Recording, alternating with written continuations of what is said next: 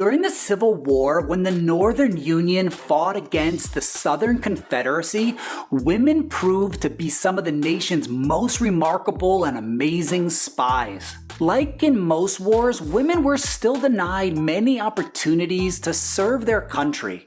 However, the war opened up many opportunities for them to serve as spies. And today we're here to discover the daring and dashing lives of 3 amazing female spies in the Civil War. So buckle up, kids, because we're off to the past. This is History for Little Humans.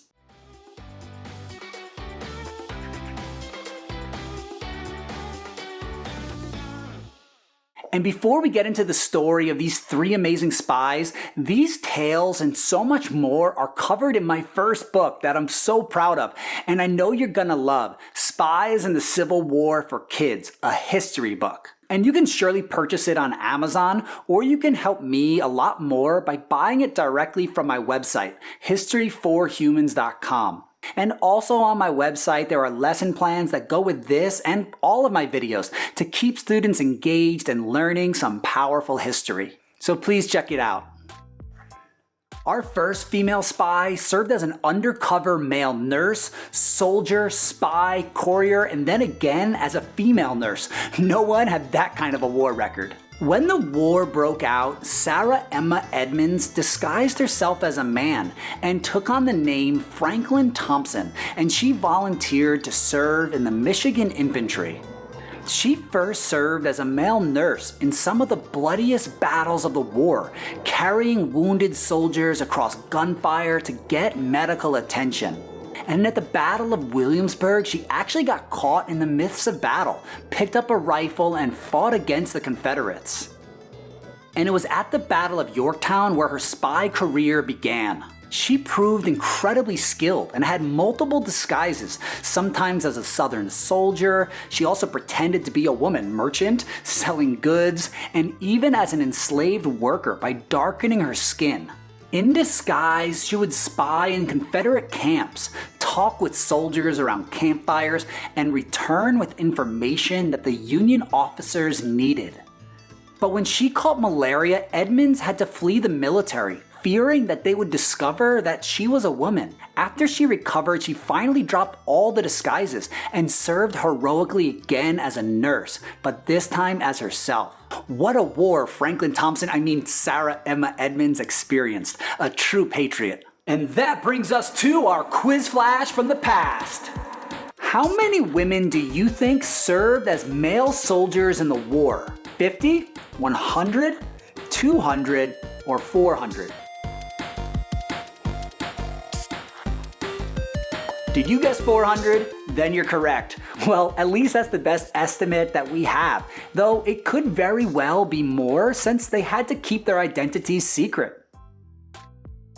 The heart of the Confederacy in Richmond, Virginia was not only home to the Confederate government, but also the Union's most important spy ring. This spy ring was run by Elizabeth Van Lew, who possessed every skill a spy needs. She had intelligence, creativity, wit, and was courageous enough to operate right under the watchful eyes of Confederate leaders.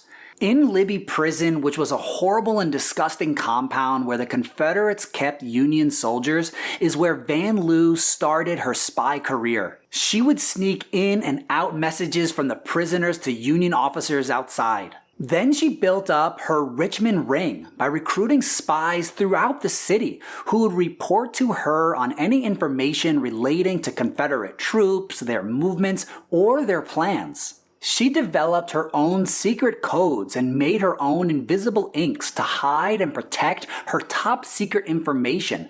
And when Confederate officials in the city began to suspect her, she devised a new plan and convinced them that she was a little cuckoo.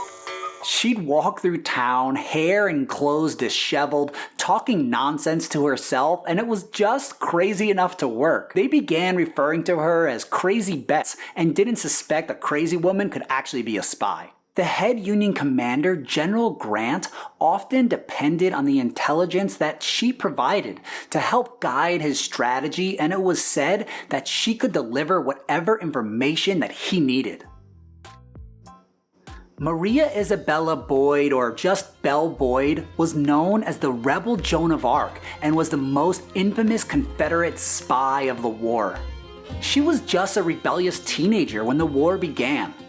And after the Union took control of her town and Union troops entered her home and insulted her mother, she grabbed a Colt pistol and shot one of them dead.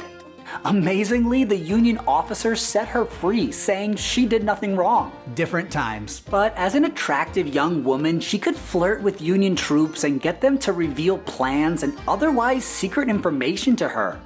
I mean, what danger could such a young, innocent woman pose?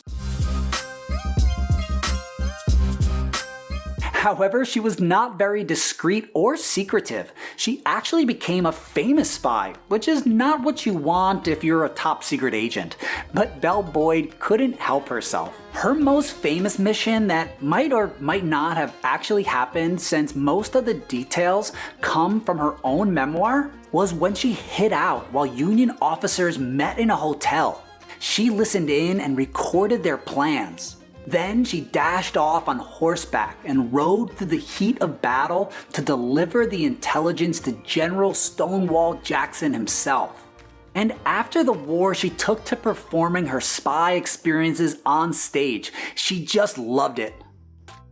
So while women were denied many opportunities to serve their country, they actually shined as spies during the Civil War and proved to many what they were capable of. And to learn more, check out my next episode on amazing African American spies of the Civil War, including Harriet Tubman. And if you enjoyed this lesson, you can help me a lot just by clicking the thumb that looks like this, and you can hit subscribe too. And remember guys, history is the light that guides us forward, and I'll catch you next time. This has been History for Little Humans.